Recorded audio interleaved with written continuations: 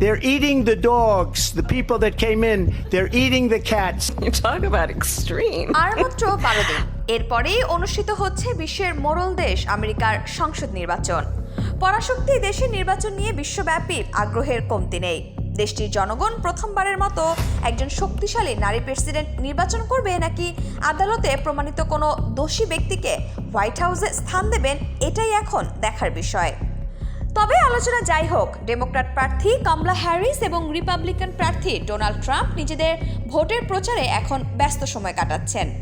একই সঙ্গে electronic media ও সামাজিক মাধ্যমের সব প্ল্যাটফর্মেও চলছে তাদের প্রচারণা। তবে এর চেয়ে বেশি জমে উঠেছে তাদের বাকযুদ্ধের লড়াই। এক নির্বাচনী প্রচারে কমলাকে নির্বোধ হিসেবে আখ্যা দেন ট্রাম্প।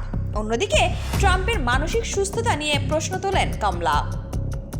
এনবিসি নিউজকে দেওয়া এক সাক্ষাৎকারে কমলা হ্যারিস বলেছেন, মার্কিন নাগরিকরা নারীকে প্রেসিডেন্ট হিসেবে গ্রহণ করতে পুরোপুরি প্রস্তুত হয়ে আছে। তার প্রার্থিতাকে ইতিহাস হিসেবে উল্লেখ করেন। তিনি বলেন, জনগণ ডোনাল্ড ট্রাম্প ও তার প্রকাশভঙ্গির কারণে ক্লান্ত, কেননা তার সবকিছুই নিজেকে নিয়ে। আর ডোনাল্ড ট্রাম্প নর্থ ক্যারোলাইনাতে এক নির্বাচনী সমাবেশে বলেন, অযোগ্যতা, ব্যর্থতা আর বিপর্যয়ের মধ্যে জনগণ আরও 4 বছর সময় কাটাবে নাকি আগামী 4 বছর দেশের ইতিহাসের সবচেয়ে সুন্দর সময় পার করবে তা বেছে নিতে অনুষ্ঠিত হতে যাচ্ছে এই নির্বাচন।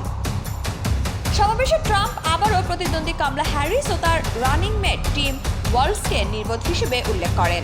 অন্যদিকে ট্রাম্পকে রাজনৈতিকভাবে একঘরে করার আহ্বান জানিয়েছেন আমেরিকার প্রেসিডেন্ট জো বাইডেন। আর ট্রাম্পকে বয়স্ক পাগলাটে হিসেবে আখ্যায়িত করেছেন বারাক ওবামা। পেনসিলভানিয়ায় নির্বাচনী প্রচারে ট্রাম্পের মানসিক সুস্থতা নিয়ে প্রশ্ন তোলেন কমলা। তিনি বলেন, ট্রাম্প গণতন্ত্রের জন্য হুমকি। তিনি আবারও যুক্তরাষ্ট্রের প্রেসিডেন্ট হলে তার পরিণতি হবে ভয়াবহ।